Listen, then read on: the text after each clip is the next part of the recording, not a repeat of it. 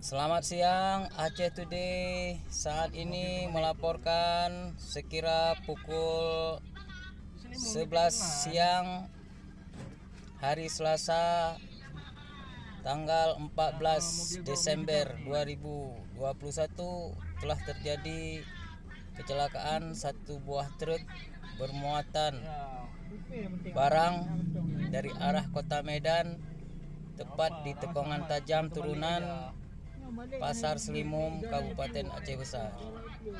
Kepada pengendara lain yang melewati kawasan ini disarankan untuk lebih hati-hati dalam berkendara.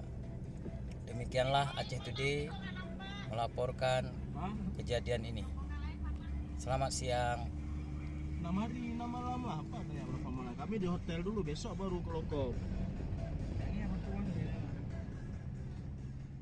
Masih